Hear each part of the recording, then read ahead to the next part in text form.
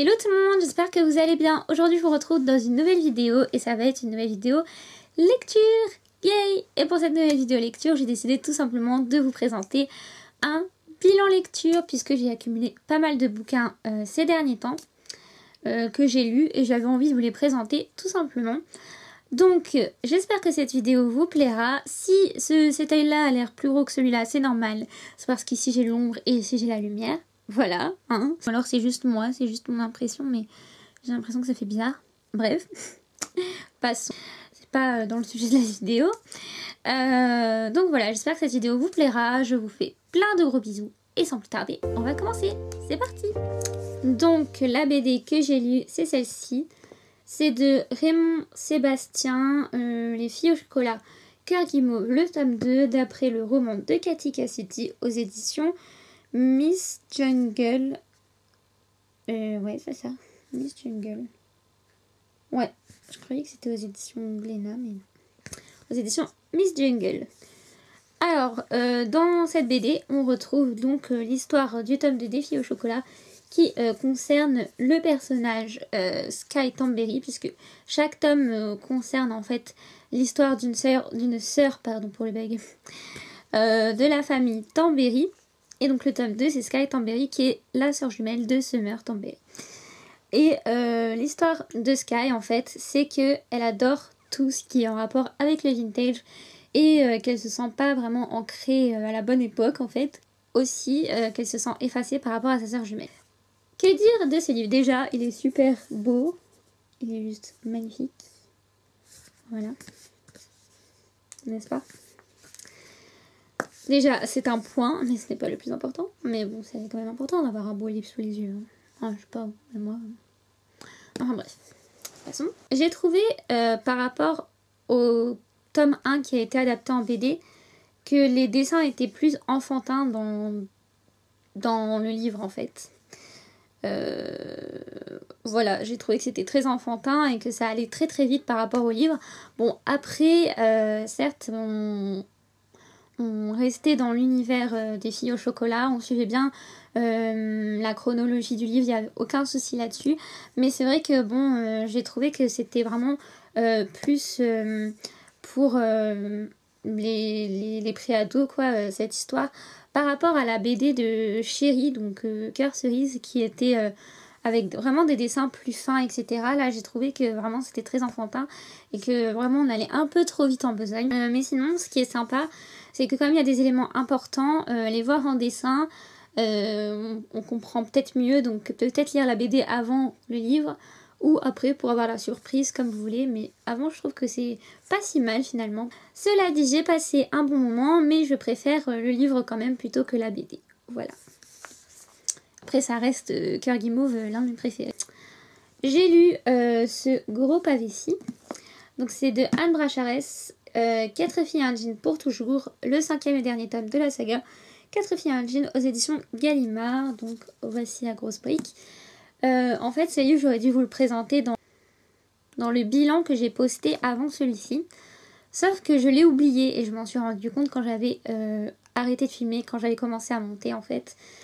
Donc bon, mieux vaut tard que jamais, hein, je vous le présente maintenant parce qu'en fait c'est un livre que j'ai lu avec la Book Jara Challenge. J'avais pioché un challenge et j'avais choisi ce livre pour le challenge que j'avais tiré au sort dans la Book Jara Challenge. Et c'était le premier livre que j'ai lu l'été 2016, donc l'été dernier.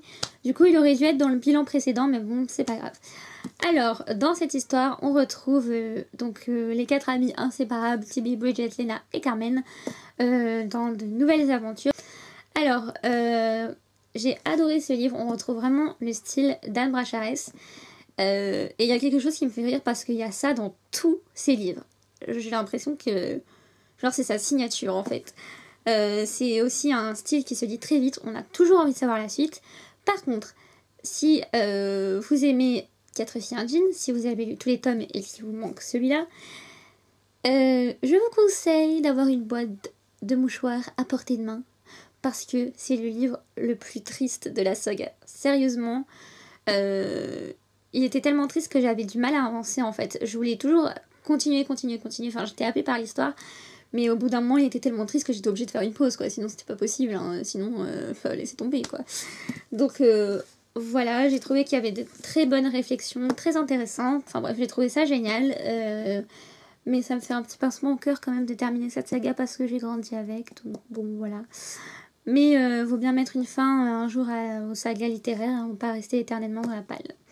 Voilà, mais en tout cas, si vous aimez Anne Bracharès, si vous aimez Katy Hanfin, je vous conseille de lire le dernier tome. Mais prenez des boîtes de mouchoirs quand même. Alors, ensuite, j'ai lu mon premier roman historique. J'ai lu de Marc Perrault, La vérité sur la tragédie des Romanov aux éditions Talendier, comme ceci. Ce livre, en fait,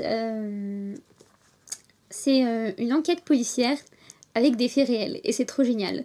En plus, c'est écrit hyper gros à l'intérieur. C'est un livre hyper court. Les chapitres sont hyper courts.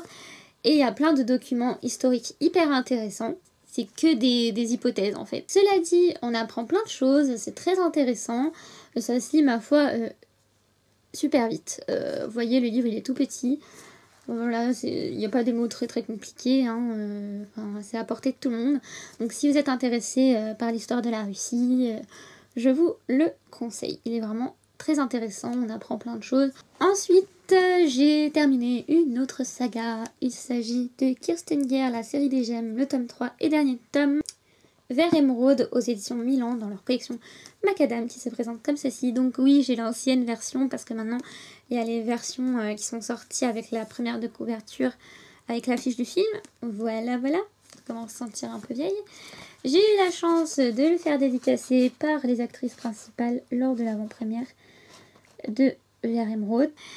Donc ce livre raconte l'histoire de Gwendoline qui apprend que elle peut soudainement voyager dans le temps.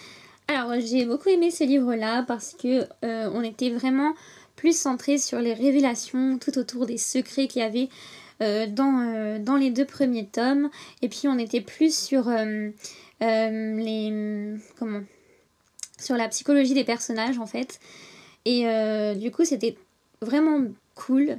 Voilà, parce que du coup c'est vraiment avec ce livre là qu'on peut se rendre compte si oui ou non on ressemble à Gwendoline ou pas. Et moi quand je lisais ce livre j'ai l'impression que c'était moi quoi. J'étais morte de rire des fois, mais franchement ce livre il était hyper drôle, tout comme le tome 1 et le tome 2. Donc si vous voulez vraiment bien rigoler, je vous conseille cette saga, parce que même si elle est touchante, même si il y a de l'action, voilà, il y a toujours un trait d'humour et ça c'est vraiment génial. Et en fait là-dedans il n'y a pas eu énormément d'action, pour le veille, par rapport aux deux premiers tomes. Mais alors quand il y en avait, elles étaient franchées direct, hein, et on était en mode qu'est-ce qui va se passer, qu'est-ce qui va se passer, mon dieu.